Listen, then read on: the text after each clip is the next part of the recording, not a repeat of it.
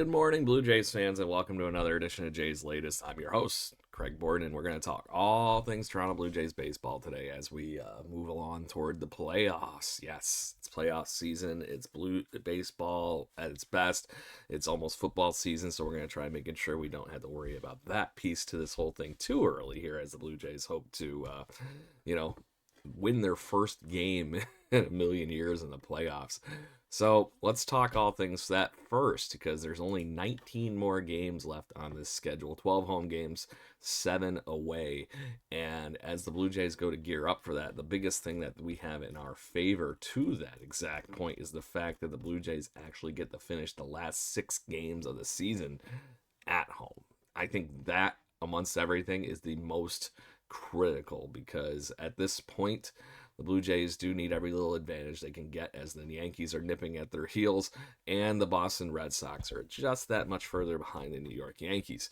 So, as the Toronto Blue Jays go to wrap this up and hopefully run away with this season here with a division victory, and have a nice position to have a home field advantage like we were talking about for the playoffs, because the Blue Jays have a ridiculous slant for their home and away efforts, just like a lot of the teams do, but it is what it is. The Blue Jays are 45-24 on the season at the Rogers Center Sky Dome, and they're 37-37, so exactly 500 at the away stadiums.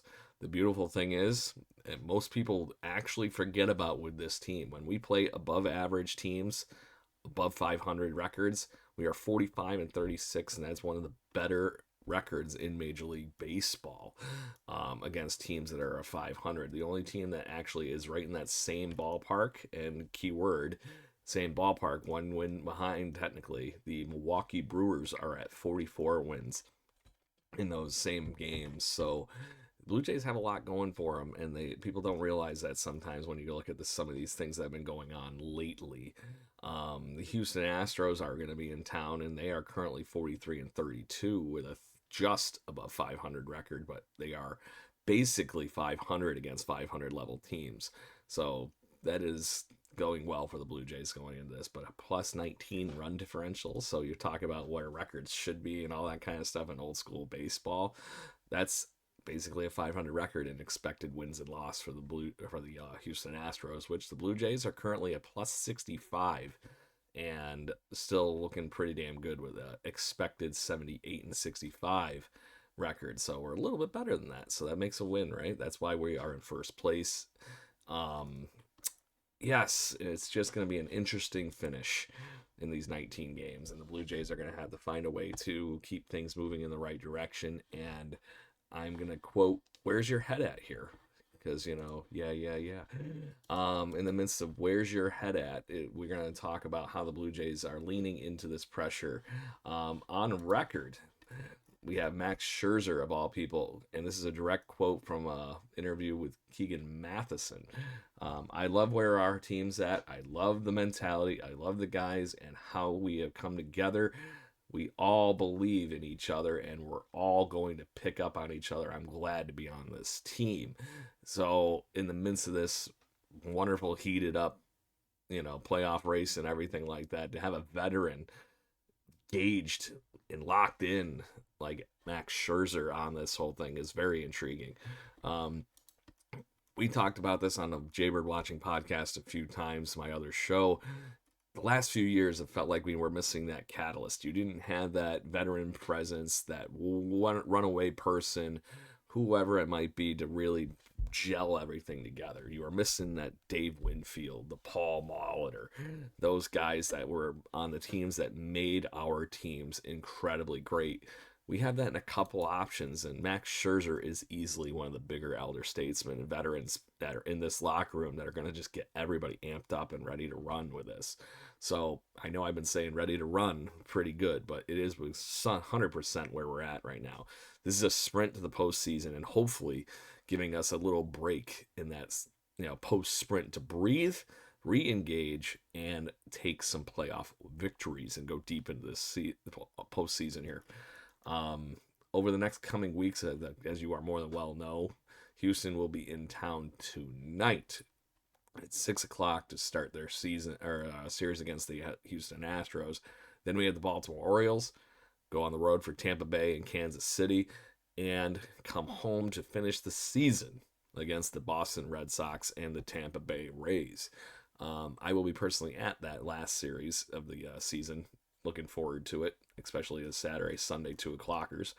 On that note, I do want to talk about the who's stepped up and whatnot lately, because just watching what Vladdy does against these New York Yankees in his career is 100% heating up, and you can see that he's playing with a ferocity that has been very intriguing to watch.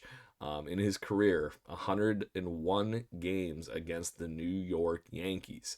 He is batting 300 with 22 home runs, 74 RBIs, and it has a mere on base percentage of .969. So, just saying, Vladdy is loving the fact that he got to see the Yankees this past series, but it's continuing to move forward for him, because it's just as much as he's hitting the ball hard of late, and it's been very fun to watch. On the note of who's got to step up as the Blue Jays are leaning into this pressure, there's an interesting tidbit for you. Over the next 5 days, outfielder DH Anthony Santander will be on a rehab assignment with the Buffalo Bisons. That is a bat, if we get going in any level of what Anthony Santander's 44 home run power bat looks like, this could be in super critical mode for the Blue Jays. Holy shnikes. Imagine if he comes back and is healthy and actually ready to go, engaged, and helps this team just push that to the next level on offense. That is the part we've been missing in this Blue Jay lineup for the offense. That little extra thump to really extend the lineup past Springer, Bichette, and Vlad Jr. This is no ding to Alejandro Kirk or anything, but if you sandwich a power bat like Anthony Santander between Kirky and Vlad in this lineup, it is going to be very fun to watch for this postseason. So that's the news of the news. On these notes, the fact that the minor league season is starting to come to a close and everything as well is also what it is. So on the mound today, the Toronto Blue Jays will send out Mr. Jose Barrios against Luis Garcia. Barrios, as we discussed yesterday, is off of a start against Cincinnati in which he took his lumps in 2 innings, 5 hits, 2 earned runs, 2 walks, 2 strikeouts, in a very odd game to begin with. The Blue Jays came back and eventually won that game, I believe. But they will be facing Luis Garcia, who is actually only making his 2nd start of the Major League season, which is just funny because he was one of those guys a couple years ago that was just on top of his game, throwing around 160 innings and had a very friendly 3.5-ish ERA in those seasons. So after Tommy John, I believe, is where he's recovering from. It started the last season. He's back, as I mentioned, has only got 1 start underneath his hat, 6 innings of work, 6 strikeouts, and he only allowed 3 hits and 3 earned runs. It seems crazy he somehow allowed 3 earned runs in 1 start, picks up the win, and only allows 3 hits. But that is how the cookie crumbles sometimes. Blue Jays need to find a way to knock out Garcia pretty early and get in that bullpen and really set the tone for this Blue Jays series against the Houston Astros, who are obviously also a division leader. Currently, not too many people have monster amounts of at-bats against Luis Garcia. George Springer, though, .429 batting average and 7 at-bats, 2 home runs. It's intriguing. Another teammate of his that has had plenty of success against this gentleman has been Ty France. If he's in the lineup these days, he's also got a 400 batting average with an RBI in those 10 at-bats. So he's got 4 for his 10 at-bats.